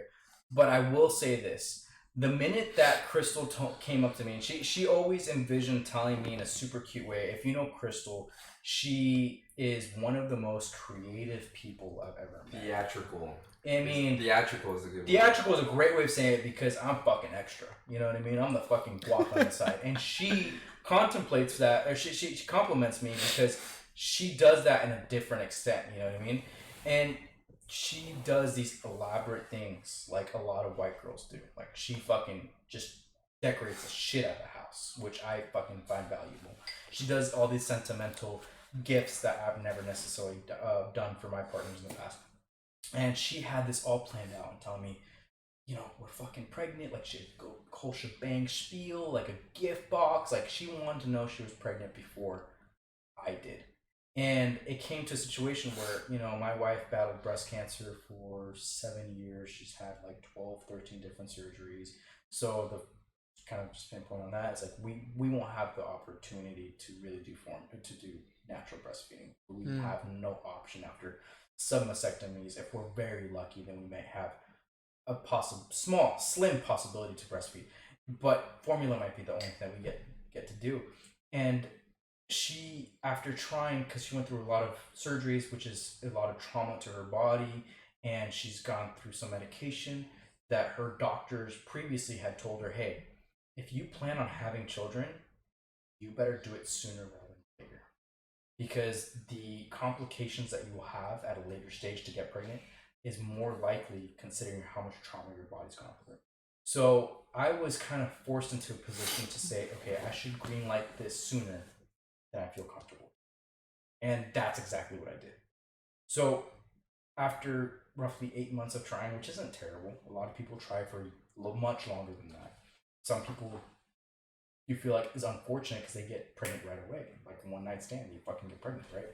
It took us a substantial amount of time to get pregnant. And the moment that she came up to me in utter shock after 8 months of trying, where she's already kind of mentally thinking, okay, I lost my window. My doctors told me that I can't get pregnant, or I'm going to have difficulty pregnant, or I have to go through IUI or IVF or through all this processes to try to have a family. She was already kind of mentally deteriorated a bit, or already almost in a place of depression, thinking through all this. And she finds out, she gets through the little stick, and she comes up to me, and she's like, she runs into the room at like 6 a.m. because she had to pee. And she comes in, she's like, I think I'm pregnant. Not at all visualizing what she had attempted to do. Man, I just got chills listening to that. No, it's fucking true. It's fucking true. So That's... it's like, she comes up to me and she's like, this is not how I wanted to tell you, but I think I may be making this up in my mind. So I wake up, I'm like fucking dead sleep. She wakes me up and she's like, is there a second line there? Just my glasses and shit. Look at the stick, and I'm like, yeah, there's a second line there. And she and I just start crying in joy, right? Even though that's not what I contemplated whatsoever, that's not necessarily what I wanted at the time. Or how you envisioned or it. Or even I envisioned or she envisioned. Mm-hmm. It was this moment of bliss. And I can honestly say now, 8 months later, right? Totally different mindset. I'm married. Her and I have gone through hell and back. And I can say that the fact that she's pregnant, the fact that she's holding my son, I have never had a bigger motive to succeed in whatever I wanted to do than I do right now. So I'm not saying that everything's peaches and cream here on forward. I'm pretty sure my boy's gonna shit all over me, and he's gonna fucking barf on me, and it's gonna be hours and days and weeks and months of restless sleep. But I have never been so motivated, and never anticipated myself to be so motivated. So regardless of where you're at and what stage of life, I kind of feel like I wish this happened to me at 18 years old. I wish this happened to me at 19, 20 years old. Because what I'm feeling now was never what I felt back then. I'm pushing this shit from first, second, third gear to overdrive fifth and sixth. It's just a whole different level that I can't even articulate, like you said. It's. Do you think that it cuts through the conditioning almost? Oh, without a doubt. There is no fucking conditioning. Yeah, because it's like how we said, you have the choice to turn on Disney or not. Mm-hmm. You don't have time to turn on Disney. No. Nor do I have. We've created too much time for ourselves. I don't have the urge. And so now you don't have. Yeah. It's, man, dude. Like, I've always had dogs in my life. I've always been a dog and pet lover. I fucking hate cats, but for the most part, like, I love a lot of animals, man. I have a sentimental part in my heart to always donate or help dogs in need, because in my eyes I see through them, and It's nothing but a soul that's asking to be loved, in my opinion, whether they're fuckers or not. Like, that's what they want. And I have a soft heart. I'm a softy at heart. But fuck, dude, like I can't articulate enough the feeling that I go through knowing the process that we have been through and the outcome that's potentially it's gonna come at some point. That's the reason why I look at the camera and I say, don't worry about the timing. Right? Because it will fucking change your life. To be dude. fair to her, it's me who's been in your side or in your shoes.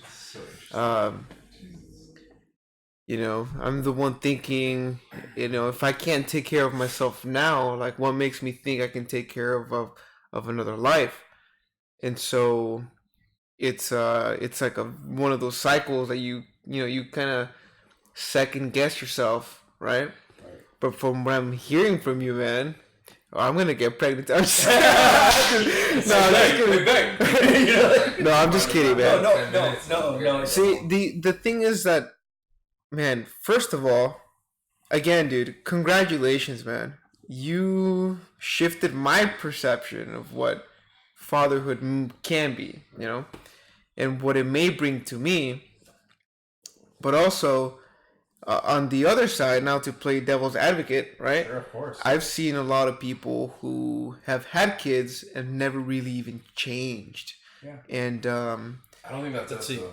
That's on that's on them. I'll agree with Sergio. I don't think that's us. And there's because usually when that happens, they didn't want to be like they didn't want kids.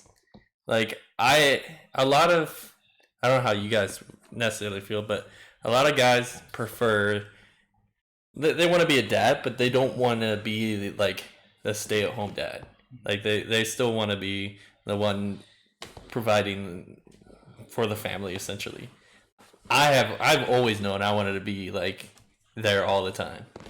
Like I would rather be a stay-at-home dad than if you guys just be there for the events. Ladies, if you guys are looking for a stay-at-home dad who's going to nurture your baby, Greg is your man. What's your Instagram tag? I don't even know. Rufio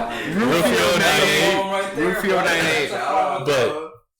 But their loins are screaming and you're not giving them the loins.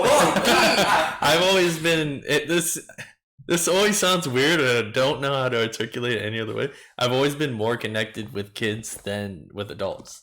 I've always been able to communicate better with kids than adults. Like if I go to like I went to a birthday party the other day with my son and his brother.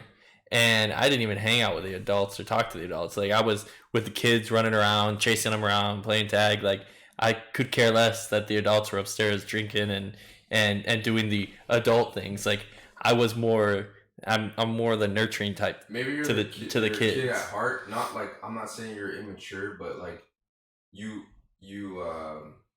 internalize how they feel, and you want to look after them.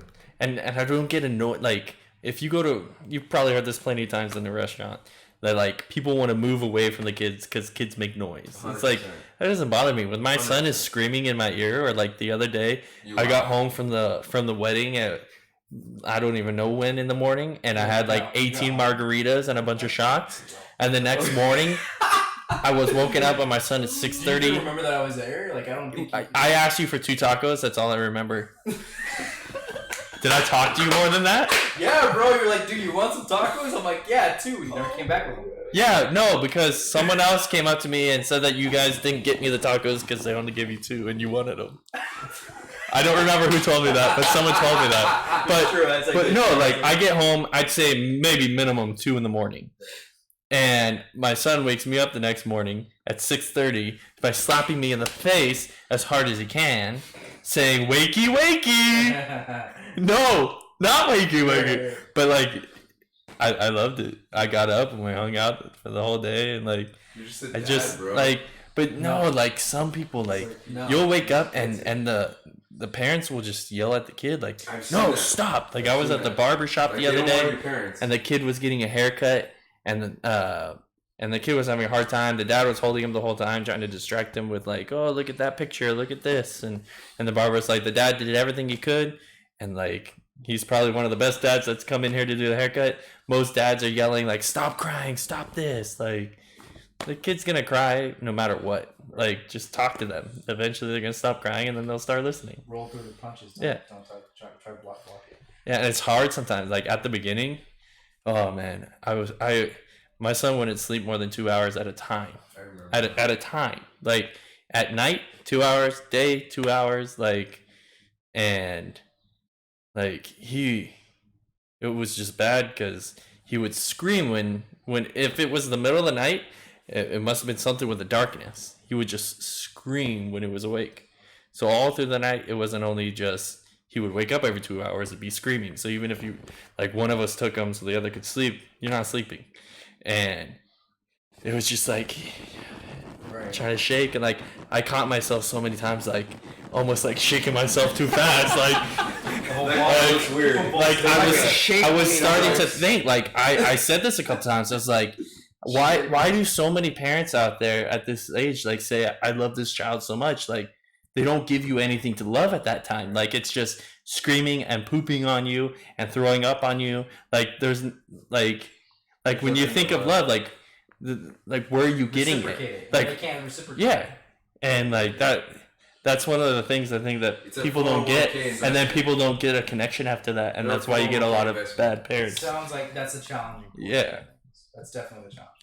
But like one of my favorite stories of him as a child, I was going to change a diaper, just a normal diaper.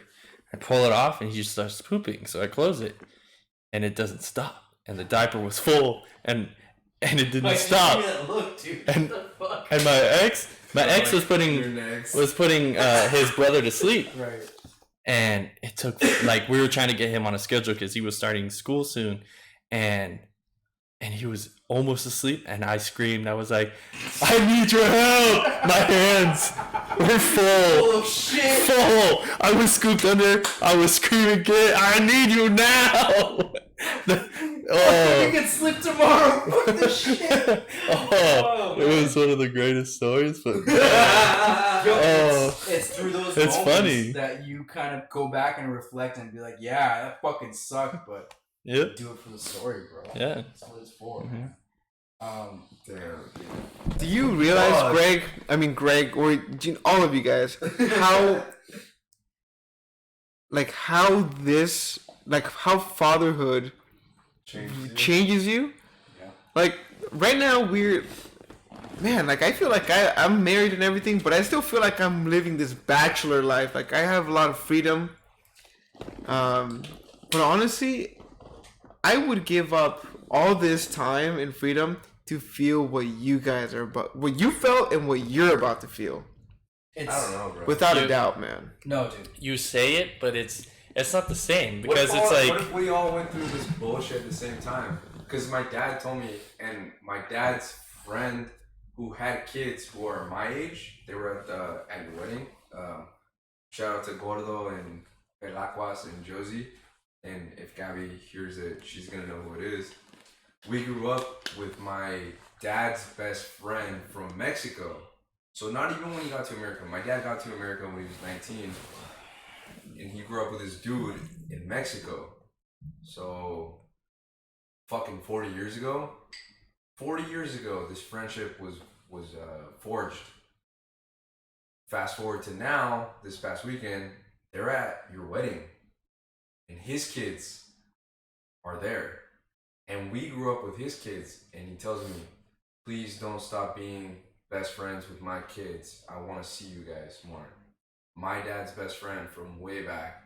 And it's like, it makes me think, it's like, fuck, maybe we should all go through this together. Because I remember having like the best of memories in childhood, and my sister can attest, growing up with my dad's best friend's kids at a party, and my dad was hanging out with his best friend, and the moms were hanging out, and they were cooking, and everyone was cleaning up together, and it's just like a nice, like, it's like a little tribe. It's a tribe, you know, and everyone looks after each other, and even though, like, we dispersed, when you see them, it's like their family. it's weird. I feel like that's gonna be the natural course within our group. I think that it's like salmon, you know, or like every other animal. When there's like, you know what I mean.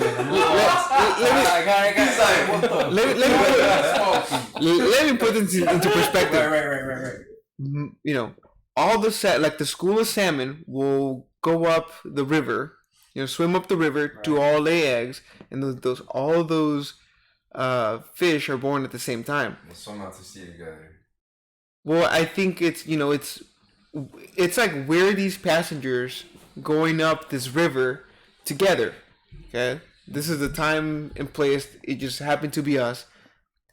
I feel like we're gonna be going up that river and then laying the eggs and taking care of the kids and then they're gonna grow up together. You know, I just feel like we're no different than animals. They have their tribes, they have their schools, they have their pack. I feel like that's exactly how we are. Although, I mean, the only difference is that we're all in different stages of life too. But I mean, we're all relatively close in age. Like, I don't see this We're all being within 2 years of each other. Yeah, I don't see it moving Less past than like 2 years. 5-10 years, you know. Although I you know, I'm only speaking for myself. Right. I don't know about you, sir. You might have a kid tomorrow, so I don't know. Yeah, you never know, dude. I mean, I did have unprotected sex last night. Pull out game. What the hell? Weak. This guy's Yeah, pull out bro. game is weak, bro. Anyways, let's go. Wait, I want to continue elaborate on. on that a little bit because It's making me feel uncomfortable right now. I'm sorry. I thought this was a safe space. did you bring my pants? I forgot. You They're at my fucking house. forgot my pants. It's 10 minutes away. Why are your pants in his Bring my house? pants? He fucked up his pants getting the garter. I sharded. You didn't remember? So just for you listeners, Marco and Gabby They caught the just garter. got married last weekend. Congratulations, right? So these lovebirds go through the tradition. If you know you're like Mormon or shit, like you don't know this, but Catholic. if you're Mormon, you don't. Oh, know yeah, it.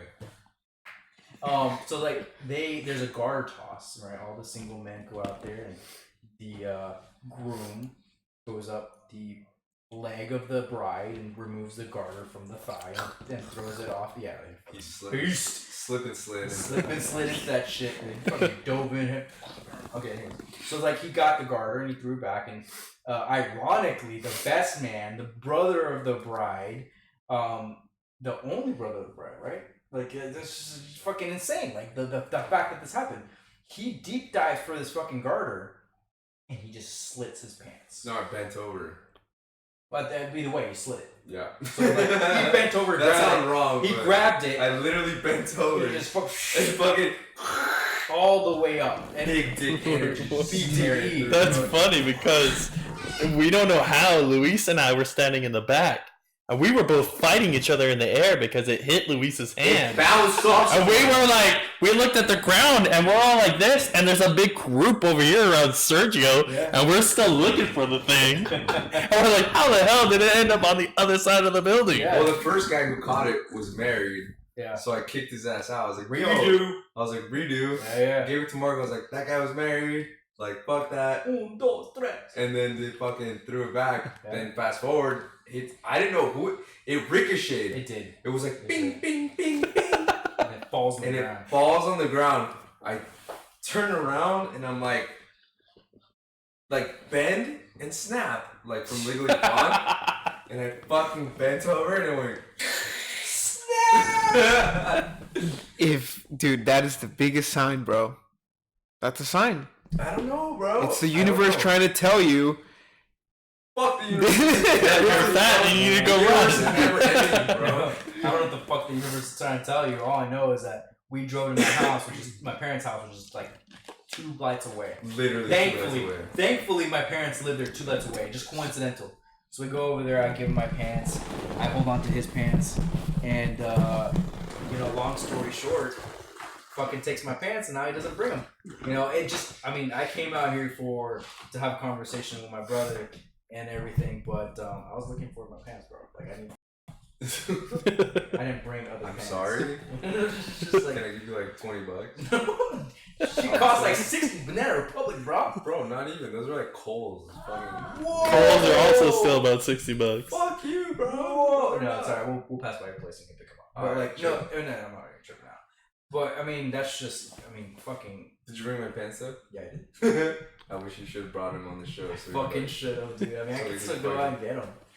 I mean, that's just coincidental, man. It really is, and But do you think we should all have kids at the same time? Or You is know- that weird. I really wanted Mark. I'm not having kids right now, You so have kids. well, yeah. So then, no, we're How not old's having your son? kids at the same time. Hold your son. He's 3. You've never met him? No. Really? I've He's met Greg 3 literally times. one of the fucking cutest kids ever. I've met Greg. He was supposed to be the ring bearer, but his ex-wifey pulled a fast one and was like, Pulled out last minute. she was mad at him. Do you want That's to the whole, that's the whole No, story. that's We'll a talk little- about it that's a later. little- Basically, his son was going to be the ring bearer and Didn't happen. didn't happen. So Shit happens. Dude. Yeah. It's part of life. cutest kid ever. Boom. That neat picture Fucking later. hilarious. And I will extensively have additional conversations with you on that. But to what you were asking, and what to Marco was saying about how we're like salmon, which I don't like to be related to salmon, but it's okay, Marco. I still love you. Salmon are delicious. Would you like some sushi? Salmon rolls? Oh, that sounds Ugh. good, actually. Doesn't that sound I fun? do. I do. Get The that. place sounds that goes gross. at midnight? Nah, right up the tacos. No, Salmon we're gonna rolls. get talk. I want to talk. No. about We gotta take this guy to Yeah, we're gonna the take taco this- place Don't need nearby. no salmon. But I really want to get to this point real quick because I don't want to lose my train of thought on it. Is ideally in a perfect world, considering we're all best of friends and we all are around the same age level. Yes, we all want to go through this process together and enjoy it at the same time, right? Dude, now you didn't give me some. Nah, I'm good. Yeah, I didn't mean to cut you off. No, that's perfectly fine. I just said I was getting empty too, and I didn't want to lose opportunity. Fuck, this guy's got like a 5-year-old bladder. It's like the 7th time he gets up and goes. It's like I want us all to go through that stage of life as well, but there's too many variables for us to kind of contemplate. And at the end of the day, I don't think a relationship between friends dictates on whether your children are on the same level or not. I think it ultimately comes down to the relationship that we have as friends and how we pursue that. Every other variable is just at, unfortunately, our expense, but it's the effort that we put into it. And whether you choose to have kids tonight or 5 years from now, my son's gonna be born in December or at latest in January. That's still a 5-year age gap. That doesn't mean our kids are going to be able to hang out and be best friends as much as I want them to. Are we going to have to socially awkwardly put them in a situation where they have to hang out? Absolutely. That's part of fucking parenthood. You know what I mean? Put them in awkward situations for our benefit. But it really comes down to what we value. And I think I value you, and I will put my more than likely son that's a fucking pain in my ass at times and put him in a situation to hang out with a kid that's 5 years younger than him. But that's what it is, dude. I don't expect them to be best friends. Yeah, I think I agree with you on that, man. I feel like it doesn't matter, like you said, whether our kids grow up together or not. What matters is that we're still there, continuing in supporting each other, in all of life's obstacles. I think ultimately that's what I would want to teach my kids. Like when you find the relationships that are good for you, keep them like as much as you can. Cultivate them so that they can become something better. As far as them hanging out, I'm sure they will. I'm sure maybe they'll fight, whatever. Like that's extra. Right. I want to teach them to have relationships like the way we have. I think that's ultimately the most important thing for me. Because it's like everybody has to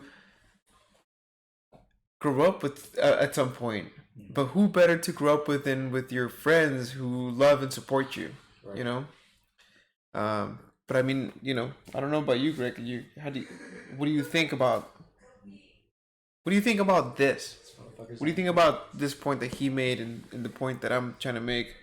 Because you already have a kid. Yeah, your perspective is intriguing, dude, because I'm in the process, right? You've already lived it. You're currently living it. Circumstances have changed, and we might not be in the same situation, but the thought process has to be there. Yeah, well, like what you're saying about like how we were just talking with kids of the same age, just so they can be friends. I mean, you're not the same age as your brothers or your sisters, but you're still friends with them. Like it's not the same. Like my cousins, I've probably only met like 15 times in my life for like a week each time I've met them. But now they live like 2 hours away, and like every time we see each other, it's like we've always talked. Like we barely know anything about each other, but there's no difference. And they have kids, and we hang out with the kids like we're best friends. Like I just met your boss's kids once, and we went somewhere. I was probably with him for a total of 3 hours, and they ended up going to your wedding. And his daughter walks up to me and goes, "Where's Oliver?" And Oliver is my son, and she's looking for my son, and she's only met him once. Like, oh yeah, that's a big trip, man. People, like everyone like once you meet people, you know who you like and you know who you don't like, and bonds get formed easier than you think. Like, I want to totally piggyback off of that because that actually made me think differently of things. My dad and my mom, they have best friends and they have children that are different ages as well. And like I said, to reciprocate is like we would ideally love to have kids at the same time, but circumstances always change variables, right? And the variables actually have different outcomes.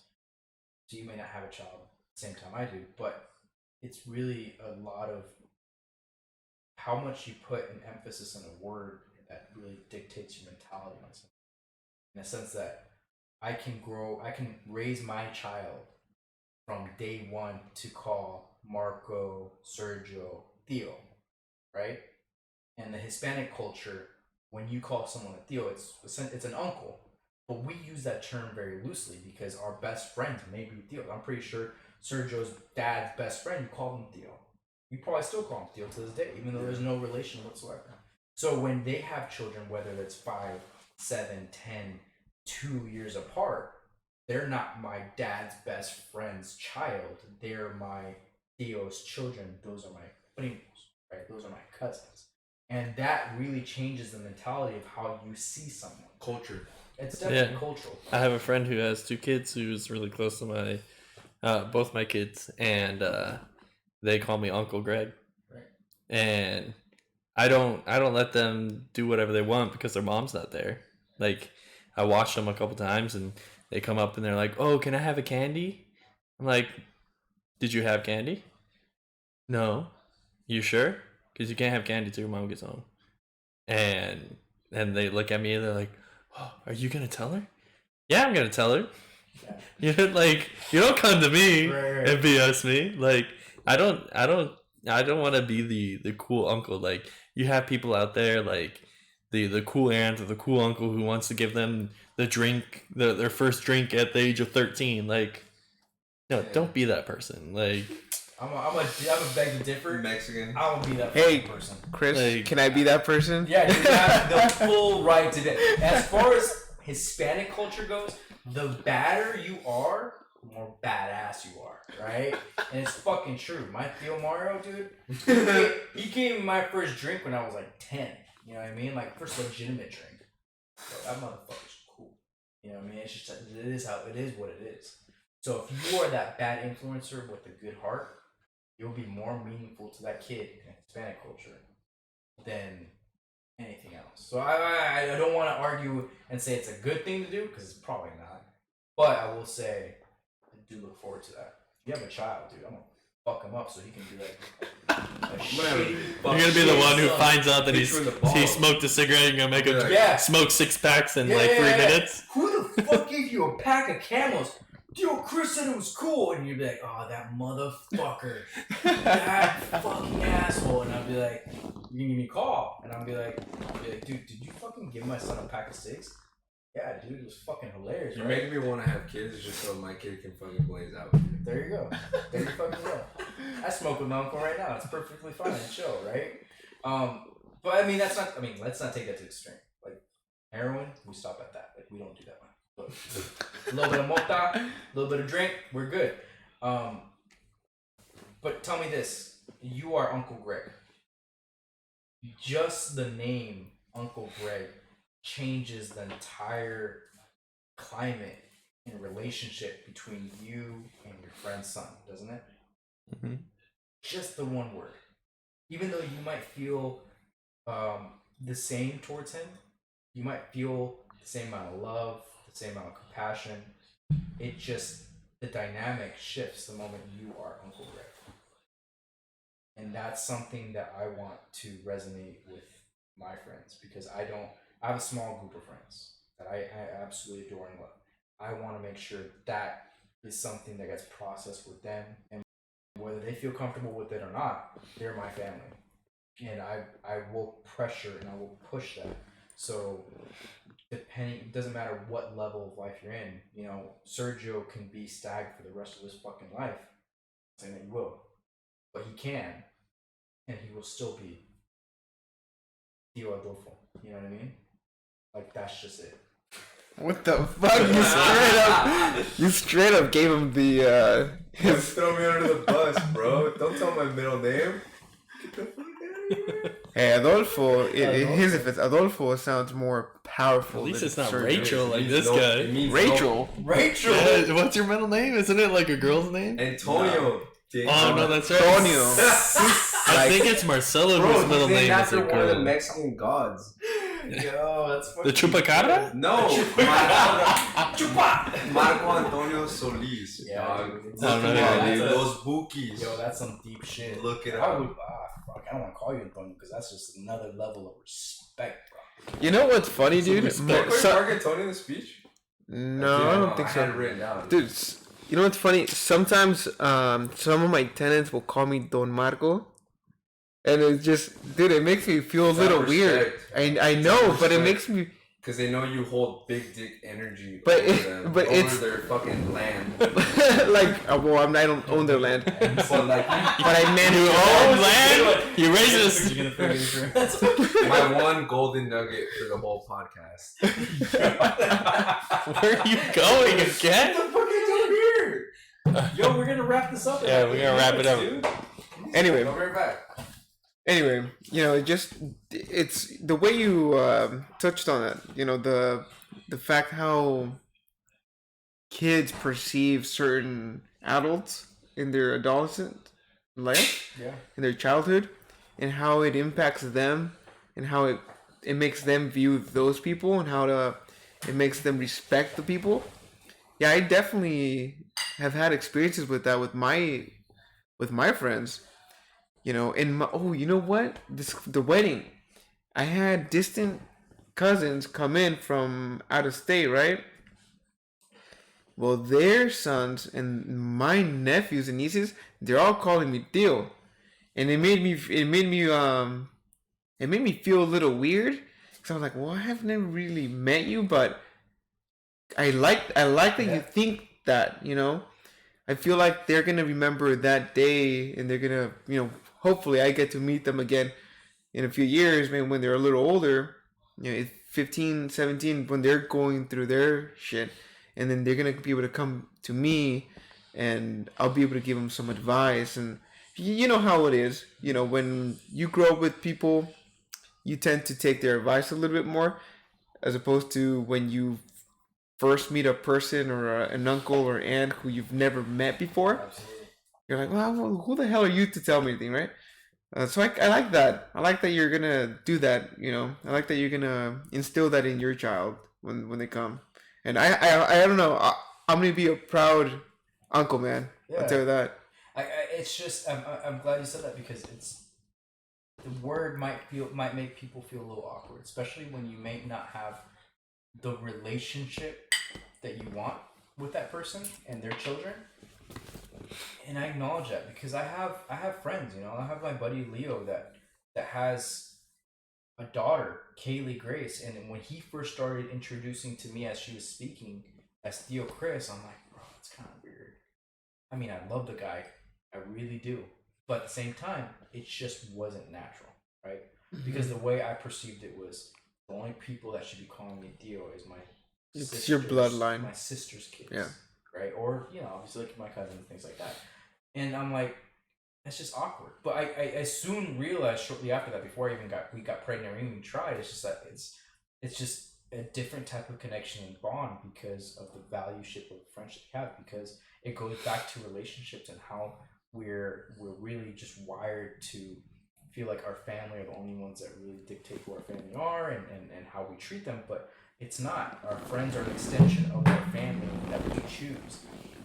So to me, as long as we change that perception, as long as we change that mindset, you are going to be my children's Theos. You're going to be my children's Diaz, because the value and the friendship that we have will supersede even my own bloodline. So I hope that you don't feel awkward the moment that my child comes into this earth, and he may be 5 months old when you first meet him, 6 months old. I might bring him out 7 months old and visit you, and I'll be like, this is Theo Marco. This is Theo Diagavi. This is Theo Sergio Rodolfo. You know what I mean? Like, man, it's just, I need you guys, and I would prefer you guys to have an open mindset in it, because it's not just for him. It's for me and it's for us. Well, now that you say, like, I've realized that it's not even the name of and the intention. It's not the name. It's the intention behind it. Mm-hmm. It's you're basically saying, like, hey, these people are, you can learn something from them, or if they're good enough for my family. Yeah, you know what I mean? I know exactly what you mean. Yeah, it's a feeling. It's a feeling. It's impossible to articulate. Yeah. Because she's like 10 minutes behind. It's impossible to articulate because there's so much more meaning behind it. There's a lot of things that are backed up that you won't ever be able to explain the emotions that you go through, the connection that you have. But I want to make sure that he has that avenue and that door open and available to him, just as when you have your children, current child, they have those avenues. Because no one's going to look out for you as best as those people around you that truly cherish you and love you. Well, let me tell you this, man, and I don't know if you guys are ready to wrap this up, but check us out. Yeah, definitely. My home is your home. My home's doors are always going to be open for you, for your family, and for your kids when they come. Mm-hmm. I just want to say I love you guys. I appreciate you guys. Thank you for being here and making this episode that much more special. I know we're only 24 episodes in. I can't wait until we're in 100 episodes and you can come back and give us more insight about what parenthood is. I've learned a lot just listening to your guys' stories, and it kind of took away that anxious feeling of me, thinking about becoming a father. It's not that if you guys can do it, I can do it. It's more of a, it's like we're all in this together, Absolutely. And anyway, I just appreciate the insight. I appreciate our relationship. Do you guys have anything else you guys want to add? Oh, man. No? Well, I want to, to everyone listening, I want to... Hey, dick's loose. You get the goose. Let's go. Golden egg. Dump. Pump and dump. Pump and dump. Here, man. Pump and dump. Well, look. Grow up, guys. You ain't gonna be a father like that. No? Okay, come on. Let's do a trip together in the snow. Next month. Okay, well, we'll talk about that off air. Yeah, that's all And right. then we'll talk about. And we'll talk about Yeah. the 45 seconds left. Let's wrap this up. I want to just toast to all the people who have, at this point watched the podcast, have been supporting us, all our 10 subscribers. Thank you very much. I hope you've learned something from the podcast, as I've learned something from these guys. I just want to, cheers to relationship, to fatherhood, and everything that comes with all of that, Cheers. Cheers. Love. Have a good one, guys. Salud. We will be here next week. We have some more stuff. We have a few interesting things coming up. I hope that our children get to see this one day. Hopefully they learn something from this. If in case we're not here. Thank you, Ayala. Of course, man. So special thanks to Chris Ayala for coming to my wedding. It was really awesome to see you there. I can't wait to see you in Arizona when the baby comes. That's right. So early congratulations, and thank you, Serge, for still sticking with us through thick and thin, being here with us. Likewise. We'll see you guys again.